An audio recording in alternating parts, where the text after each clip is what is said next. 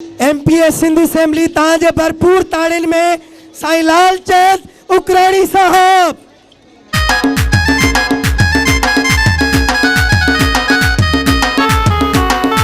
भरपूर ताड़ियों।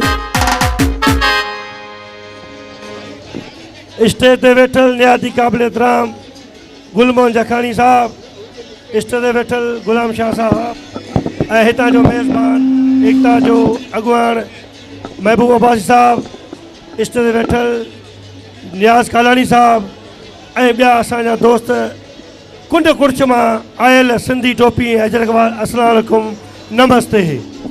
सभ खां पहिरीं आऊं पूरी दुनिया जी कुंड कुर्च में रहंदड़ असांजा सिंधी चाहे हिंदू चाहे मुस्लिम सभिनी खे अॼोके ॾींहं ते लख लख मुबारकबाद पेश कयां थो।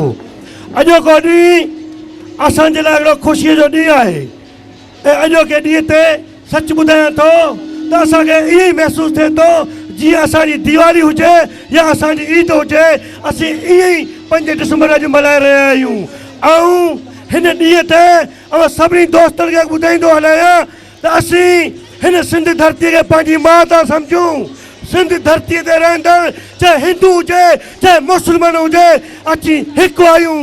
हा, असांजूं इंटरनेशनल क़ुवतूं कुझु असांजे हिते वेठल हिंदी सिंधियुनि खे हरासा करे हितां माइग्रेट करण जी कोशिशि कंदियूं आहिनि। ऐं उन्हनि इंटरनेशनल क़ुवतुनि खे ॿुधाइण थो चाहियां, सिंध धरती असांजी माउ सम्झूं था।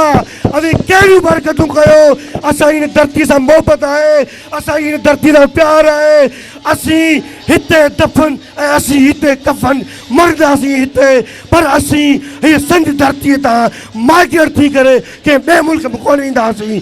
ऐं उन्हनि खे इहो ॿुधाइण थो चाहियां, इहो ई अजरक, इहो ई टोपी, इहो ई प्रोग्राम, इहे ई कल्चर जा ॾींहं हूंदा, असीं शानो शान दोस्तनि भाउरनि सां मिलाईंदासीं।